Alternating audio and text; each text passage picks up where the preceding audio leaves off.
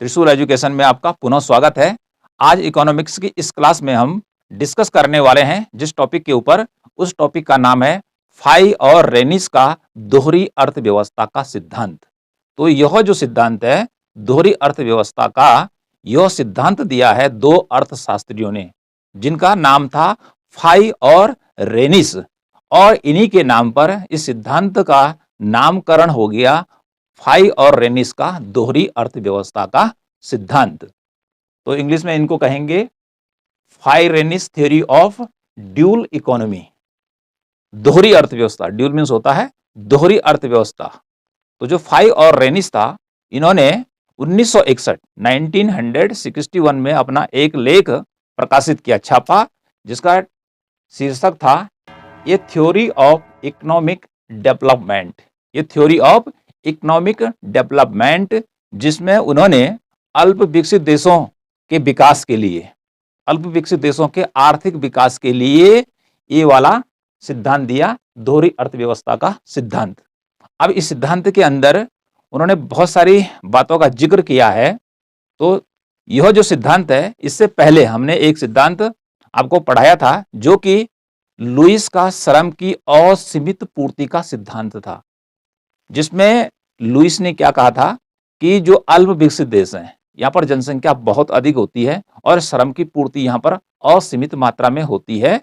तो वहां पर उसने ये कहा था कि यहाँ पर हम कैसे विकास कर सकते हैं, अर्थात अल्प विकसित देश कैसे विकास कर सकते हैं। तो वहां पर लुईस ने कहा था कि जो कृषि क्षेत्र में लगे लोग हैं उनको हमें कहाँ शिफ्ट करना पड़ेगा, उद्योग धंधों में शिफ्ट करना पड़ेगा।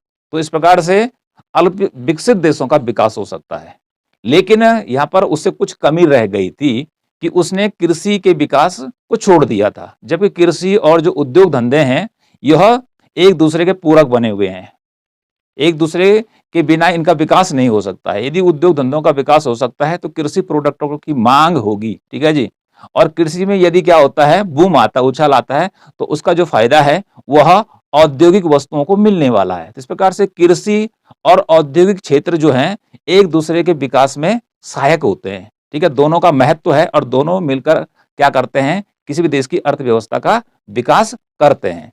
तो लुईस ने केवल बल दिया था औद्योगिक क्षेत्र पर, ठीक है जी, कि उद्योग धंधों के विकास के द्वारा ही कोई देश, मतलब अल्प विकसित देश, विकास कर सकता है। लेकिन फाई और रेनिस ने उन्हीं के सिद्धांत को पढ़ा होगा और उसमें सुधार किया, और सुधार ये किया कि उन्होंने बात तो वही की, यह भी उन देशों के लिए, अर्थात अल्प विकसित देशों के लिए है जिनकी जनसंख्या बहुत ज्यादा है और जो लोग हैं वो कृषि कार्य करते हैं।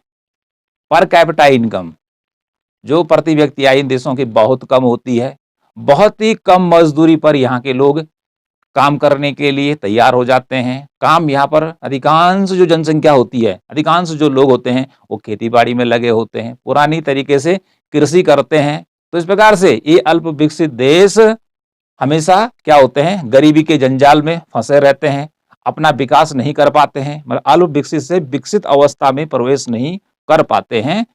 तो इनका जो मुख्य कारण इन्होंने बताया, चाहे वो फाई रेनिस हो और ये इससे पहले लुईस ने, वो बताया अत्यधिक जनसंख्या का होना।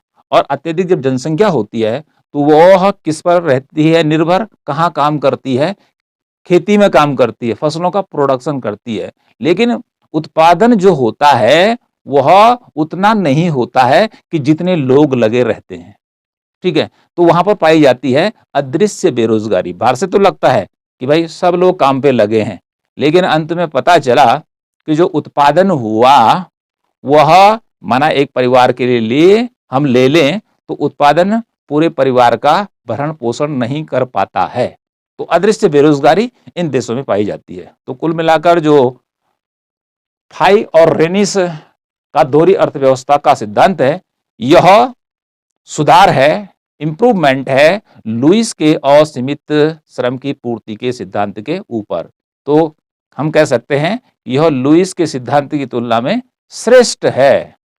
आगे बात करते हैं कि इस आर्टिकल में, इस लेख में उन्होंने क्या लिखा, फाई और रेनिस ने। कितना अच्छा नाम है, फाई और रेनिस। तो सिद्धांत में उन्होंने प्यारा ही दिया है।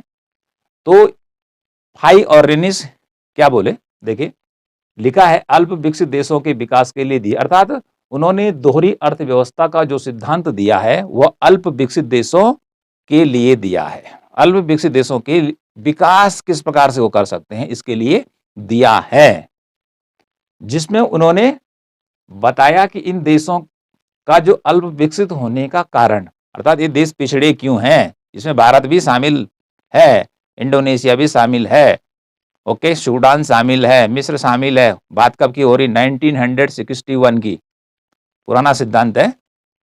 कारण श्रम शक्ति का अत्यधिक कृषि क्षेत्र में लगा होना, अर्थात यहाँ पर श्रम शक्ति क्या होती है? कृषि कार्य में अधिक लगी होती है। क्यों लगी होती है श्रम शक्ति कृषि कार्य में अधिक? क्योंकि यहाँ पे पॉपुलेशन ज्यादा है और उद्योग धंधे होते हैं यहाँ पे नाम मात्र के, इक्के दुक्के उद्योग धंधे इन देशों में होते हैं और अधिकांश जो लोग होते हैं वो कहाँ लगे रहते हैं? कृषि में लगे रहते हैं। श्रम शक्ति के मुकाबले उत्पादन शून्य या बहुत कम होता है, मतलब जितने लोग खेती बाड़ी में लगे हैं देश में कुल, तो औसत रूप से उनका उत्पादन कम होता है, प्रोडक्शन कम करते हैं, ठीक है। खाने के लिए भी उतना अन्न पैदा नहीं कर पाते जितना कि वह मेहनत करते हैं। औद्योगिक क्षेत्र का यहाँ पर ना के बराबर उत्थान होता है, यानी कि यहाँ पे फैक्ट्रियां नहीं होती हैं। तो ये बात कर रहे हैं 1961 की, तो विकसित देशों में तब तक तो फैक्ट्रियां बहुत सारी हो चुकी थी। अब देखिए, कृषि में लगे श्रमिक संस्थानिक मजदूरी पर कार्य करते हैं। इन्होंने बात की संस्थानिक मजदूरी, और जो लुइस था उसने कहा जीवन निर्वाह, तो दोनों एक ही है, केवल शब्द का अंतर है। संस्थानिक मजदूरी मीन्स न्यूनतम मजदूरी, जितना या जिस मजदूरी पर वह कार्य करने के लिए तैयार हो जाते हैं, क्योंकि जीना है, खाना है, क्योंकि वहां पर एक ही मकसद रहता है कि कम से कम रोटी जो भी है भोजन मिल जाना चाहिए जीने के लिए। तो मरता क्या नहीं करता, तो वह न्यूनतम मजदूरी पर कार्य करने के लिए रेडी हो जाता है, तो वह न्यूनतम मजदूरी ही संस्थानिक मजदूरी कहलाती है, जो कि जीवन निर्वाह के लिए जरूरी है। माना न्यूनतम मजदूरी है 5 रुपया, उन्होंने कहा 5 रुपया काम करेगा भैया? उन्होंने कहा हाँ कर लूंगा भाई, ठीक है कर लूंगा। अब वो तो चाहता है कि भाई 5 रुपए तो कुछ होने वाला नहीं है, पर उसे लग रहा है कि 5 रुपए में मैं अपने परिवार का हल्का फुल्का खर्चा चला लूंगा, तो काम करने के लिए तैयार हो जाएगा, और नहीं करूंगा तो परिवार भूखा मर जाएगा। तो भूखा मरता क्या नहीं करता, तो संस्थानिक मजदूरी है न्यूनतम मजदूरी पर कार्य करते हैं।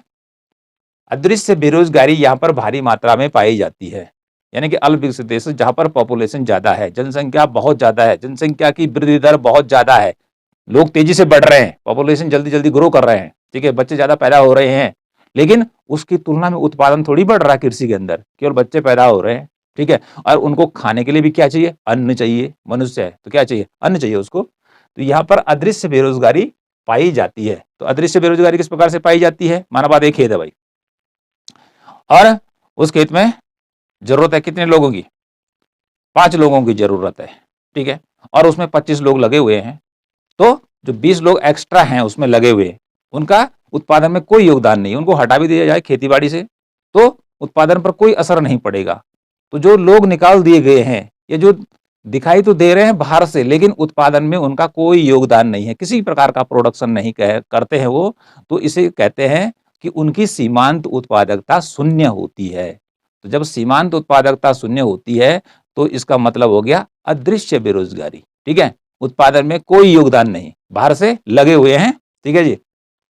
तो पाई जाती है श्रम अतिरेक और संसाधनों की कमी से जूझ रही अर्थव्यवस्था, यानी कि एक तो पॉपुलेशन ज्यादा है, ठीक है, श्रम शक्ति ज्यादा है, अतिरेक और अतिरिक्त है, जितना जरूरत नहीं है उससे ज्यादा पॉपुलेशन है, इसलिए कहा श्रम अतिरेक, मतलब कृषि कार्य में जितने लोग चाहिए उससे ज्यादा लोग यहाँ पर रहते हैं। श्रम अतिरेक और संसाधनों की कमी, यहाँ पर क्या होती है?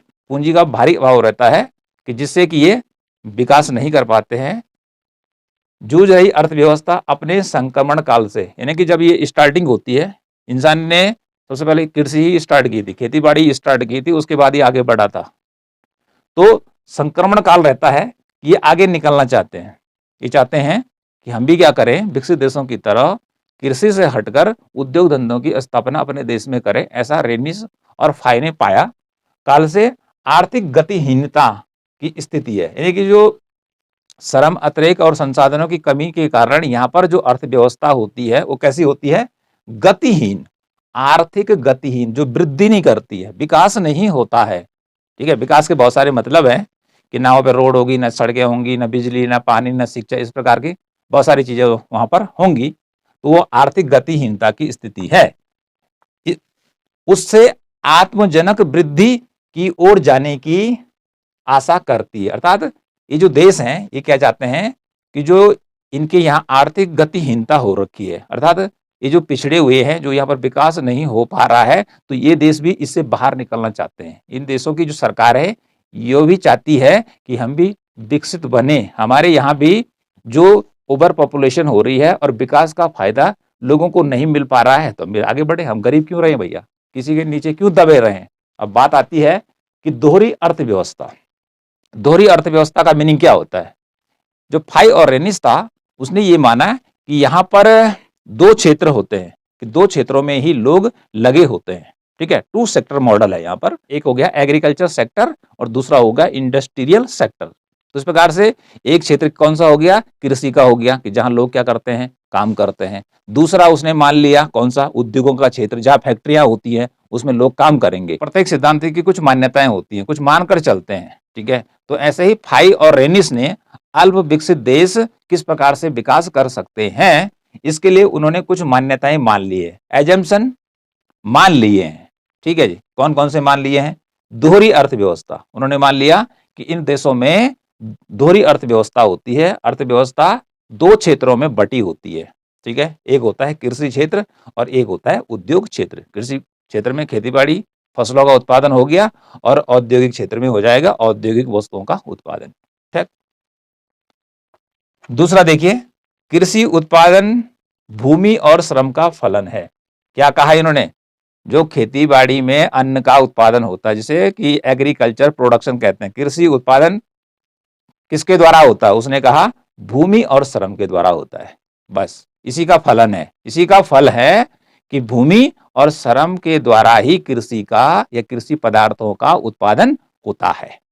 ये इन्होंने कह दिया, ये मान लिया इन्होंने। ठीक है, तीसरा मान लिया भूमि की मात्रा स्थिर रहती है। जो लैंड है अल्प विकसित देशों में वो स्थिर है, तो उसमें ना वृद्धि हो सकती है और ना कमी हो सकती है। ठीक, मान लिया कि 50 किलोमीटर की लैंड है तो 50 किलोमीटर रहेगी भाई, अब नीचे नहीं होगी ना ऊपर होगी।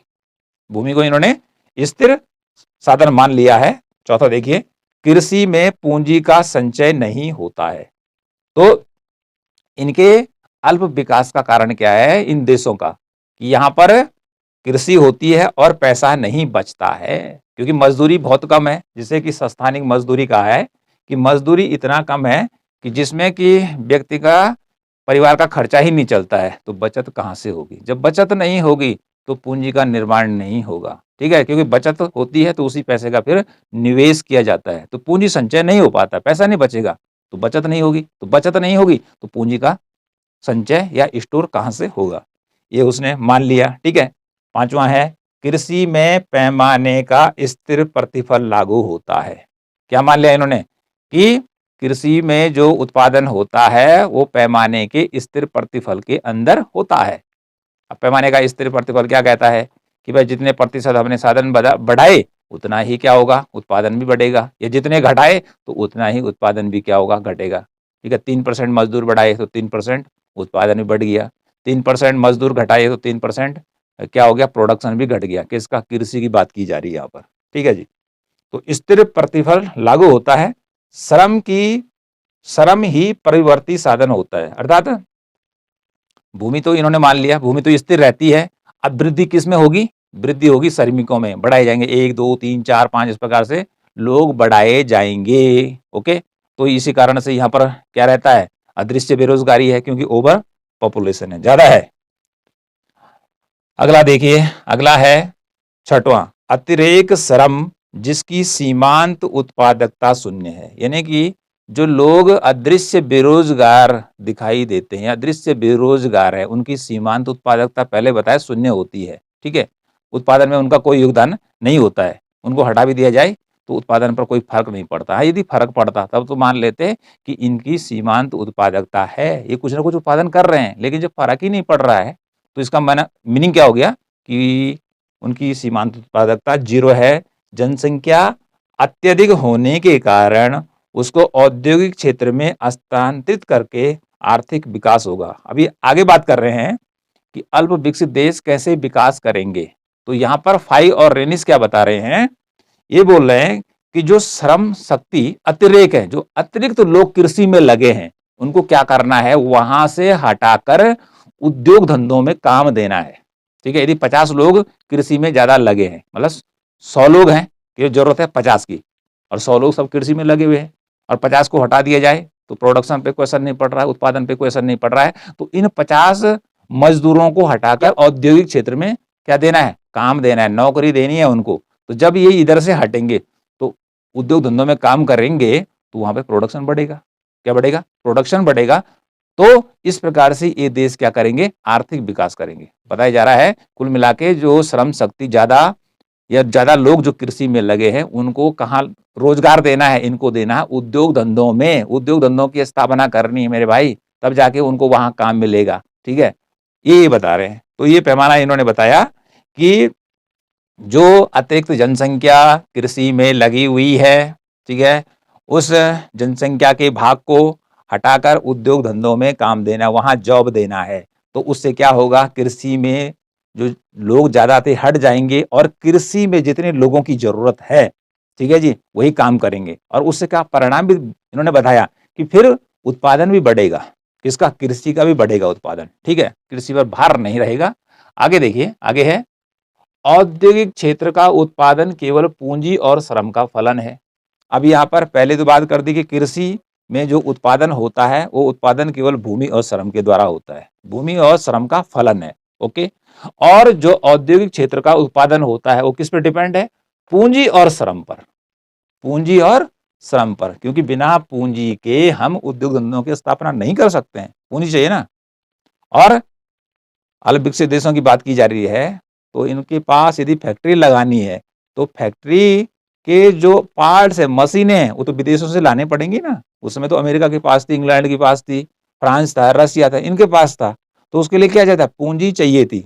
अपने देश में पैसा हो जाता, उससे थोड़ी होता है, विदेशों से चाहिए। तो विदेशों से जब भी सामान खरीदा जाएगा तो उन्हीं की मुद्रा में, उन्हीं के पैसों में उसका भुगतान किया जाएगा। अमेरिका से लेना है तो डॉलर में भुगतान करना पड़ेगा। ठीक है, इंडिया ने जैसे अमेरिका से फैक्ट्री को बनाने के लिए क्या किया, सामान मंगाया, तो भुगतान रुपए में थोड़ी होगा, वो बोलेगा हमें डॉलर चाहिए। क्या चाहिए, डॉलर चाहिए, तो डॉलर में होगा। तो यहाँ पे समझिए कि औद्योगिक क्षेत्र का उत्पादन केवल पूंजी और श्रम का फलन है, यानी कि उद्योग धंधों में जो उत्पादन होगा वो उत्पादन कौन करेगा, पूंजी और श्रम। ओके, दो साधन मान लिए। अगला है जनसंख्या वृद्धि बहिर्जात तत्व है, क्योंकि इन देशों में जो पॉपुलेशन बढ़ रही है उसका कारण उन्होंने क्या बाह्य मान लिया कि जनसंख्या क्यों बढ़ रही है भाई, क्यों, अबे धार्मिक रीति रिवाज हैं ये, ठीक है, या लोग जागरूक नहीं है कि किस प्रकार से हमें फैमिली प्लानिंग करना है। तो ये चीजें उन्होंने बाहर से मान ली कि जनसंख्या जो बढ़ रही है वो बहिर्जात कारण है, ये धार्मिक विश्वास है कि भाई ये भगवान का दिया हुआ वरदान है, जितने बच्चे पैदा हो रहे हैं इस पे हमारा कोई रोक टोक नहीं है। ठीक है, ऊपर वाला देने वाला है, छप्पर फाड़ के तो देगा। तो इस प्रकार से जनसंख्या वृद्धि बहिर्जात तत्व है, एक्सोजीनियस फैक्टर है।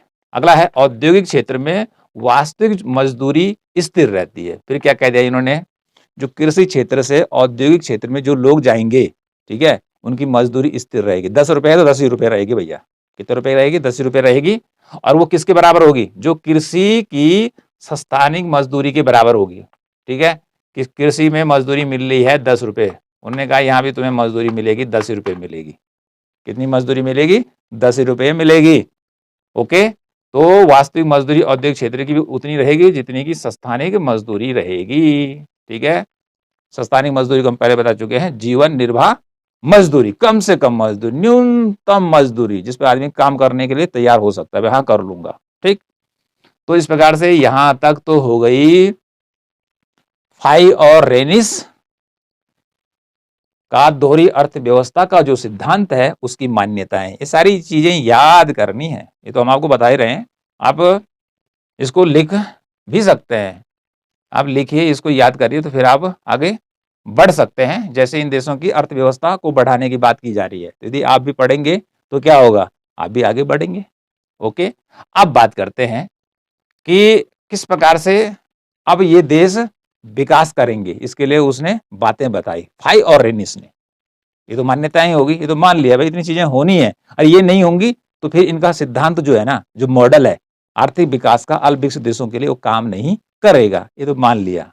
ओके, पहले ही। अब देखिए यहां से पढ़िए, श्रम अतिरेक अर्थव्यवस्था के विकास की 3 अवस्थाएं होंगी। अब क्या कहा जा रहा है कि इन देशों में जो अतिरिक्त श्रम है, जो अतिरिक्त लोग हैं कृषि में लगे हैं, और जब विकास करना है तो विकास 3 अवस्थाओं में होगा। ऐसा नहीं कि झटके से हो गया कि कृषि से हमने फैक्ट्री में लोग ले जाने हैं और रातों रात फैक्ट्री खड़ी हो गई और सब लोगों को रोजगार मिल गया। ये काम होगा धीरे धीरे। कैसे होगा, धीरे धीरे, स्टेप वाइज। इंडिया कब स्वतंत्र हो गया था, 1947 में। आज 2023 चल रहा है, 2023 चल रहा है, तो तब से तो विकास निरंतर चल रहा है। तो विकास ऐसा थोड़ी है कि एक दिन का काम है कि धड़ाम से चढ़ गया, ठीक है, तो धीरे धीरे होगा। तो इन्होंने कहा कि अल्प विकसित देशों में जो श्रम अतिरेक है, जो जनसंख्या अतिरिक्त है, बेरोजगार है, अदृश्य बेरोजगारी का शिकार है, यदि देश की अर्थव्यवस्था में इनके योगदान को बढ़ाना है तो उद्योग धंधों की स्थापना करनी पड़ेगी। ठीक है जी, कृषि क्षेत्र से उद्योग धंधों में लोग आएंगे तो वहां जॉब मिलेगा, कृषि से लोग हटेंगे। ठीक है, तो श्रम अतिरेक अर्थव्यवस्था के विकास की 3 अवस्थाएं इन्होंने बताई कि अर्थव्यवस्था 3 स्टेप में विकास करेगी। ठीक है जी, पहली अवस्था क्या बताया, फर्स्ट फेज, अदृश्य बेरोजगार श्रमिकों को औद्योगिक क्षेत्र में स्थानिक मजदूरी पर स्थानांतरित किया जाएगा। यानी कि जो अतिरिक्त लोग हैं कहाँ, कृषि में, उनको यहां से हटाकर कहां काम पे लगाया जाएगा, इनको लगाया जाएगा उद्योग धंधों में, फैक्ट्रियों में लगाया जाएगा, और वह भी किस मजदूरी पर, वही मजदूरी जो कृषि में मिल रही है। ठीक है, स्थानिक मजदूरी। ठीक है, दूसरा, अगला फेज क्या बताया इन्होंने, दूसरी अवस्था क्या होगी, ऐसे मजदूर जिनकी सीमांत उत्पादकता था, जहां यहां पर बात की जा रही है, तो फर्स्ट जो फेज है यहां पर, ये पहली अवस्था है, यहां पर श्रमिकों की जो सीमांत उत्पादकता होती है, ठीक है जी, एमपी, मार्जिनल प्रोडक्शन, होता है जीरो, जीरो। ओके, ये पहली अवस्था है। तो ये तरह से हटाकर कहां लगाने, लोग, इन लोगों को फैक्ट्री में काम देना है, ये लिखा हुआ है साहब यहाँ पे। दूसरा है कि अब इधर से कुछ लोग कहां चले गए, फैक्ट्री में चले गए, तो धीरे धीरे जाएंगे, लेकिन अभी भी कृषि में क्या रहेंगे लोग, आवश्यकता से ज्यादा ही रहेंगे, एकदम से थोड़ी जाएंगे कि सभी को वहां रोजगार मिल गया। तो ऐसे मजदूर जिनकी सीमांत उत्पादकता स्थानिक मजदूरी से कम है, अभी भी कृषि में दूसरी अवस्था में लोग ऐसे रहेंगे कि जो काम तो करेंगे, लेकिन जो उनको मजदूरी मिल रही है उससे कम पैसे का वह उत्पादन करेंगे। ठीक है, इसका मीनिंग हुआ कि वह 5 रुपए उनको मजदूरी दी जा रही है, तो वो उनका जो प्रोडक्ट है बिकेगा वो 4 रुपए में बिकेगा। ठीक है, तो मजदूरी हो गई ज्यादा। ठीक है जी, और उत्पादन जो बिकने वाला है वो कितने रुपए का होगा, 4 रुपए का। तो यहाँ पे भी अभी क्या है, लॉस की स्थिति है। तो ये दूसरी अवस्था है, ऐसे मजदूर जिनकी सीमांत उत्पादकता स्थानिक मजदूरी से कम होती है, उनको भी औद्योगिक क्षेत्र में भेज दिया जाएगा। दूसरी अवस्था के बाद अब आती है तीसरी अवस्था, जो कि फाई और रेनिस के द्वारा बताई गई है। यह विकास की अंतिम अवस्था है। इसमें क्या होगा कि W is equal to MP, अर्थात मजदूरी किसके बराबर हो जाएगी, MP के बराबर हो जाएगी, मार्जिनल प्रोडक्शन के बराबर हो जाएगी, स्थानिक मजदूरी के बराबर ही यहां पर उत्पादन होगा। कैसे होगा कि माना बात, मजदूरी कितनी है, 10 रुपये, और मार्जिनल प्रोडक्शन उत्पादन कितना हुआ सीमांत पर 10 रुपए का, तो ये दोनों बराबर होंगे। ऐसी स्थिति यहां पर आएगी। ठीक है, यह उत्कर्ष की अंतिम स्थिति होगी। ठीक है जी, ये क्या बोला फाइरेनिस, यह उत्कर्ष की, यह टेक ऑफ होने की क्या है, अंतिम स्थिति है। और इसी स्थिति के साथ तीसरी स्थिति पहुंच जाएगी। ठीक है, तीसरी स्थिति में अर्थव्यवस्था पहुंच जाएगी, ये स्टार्टिंग होगी, और वह जब आगे की ओर ग्रो करेगी तो यह होगी आत्मजनक वृद्धि की अवस्था, आत्मजनक वृद्धि की अवस्था। ठीक है, सेल्फ सस्टेन्ड ग्रोथ, सतत विकास, यहां से ये अल्प विकसित देश करने लग जाएंगे। तो इसका मीनिंग क्या है यहाँ पर देखिए, जब ये थर्ड फेज में पहुंचेंगे, तीसरी अवस्था में पहुंचेंगे, तो क्या होगा कि जो एमपी होगा, marginal production greater than wage, अर्थात मार्जिनल प्रोडक्शन हो गया 20 रुपए का होगा, जबकि वेज माना 10 रुपए रहेगी। तो इसका मीनिंग क्या हो गया है कि 20 में से 10 घटा दीजिए, 10 रुपए का फायदा होगा। क्या होगा? 10 रुपए का फायदा होगा। तो ये करेगा बचत, और इस बचत का फिर क्या होगा? निवेश। तो बचत और निवेश, इस प्रकार की प्रक्रिया आगे चलती रहेगी। तो इस प्रकार से ये हमारे लेक्चर का पहला पार्ट है इस टॉपिक का। हम दूसरे पार्ट में आपको बताएंगे कि इसके द्वारा, डायग्राम के द्वारा, क्योंकि डायग्राम का बड़ा महत्व है। तो ये तीनों फेज, ये जितनी बातें हमने आपको बताई कि डायग्राम पर कैसे आती हैं, और बिना डायग्राम के हम अर्थशास्त्र में अच्छे अंक नहीं ला सकते।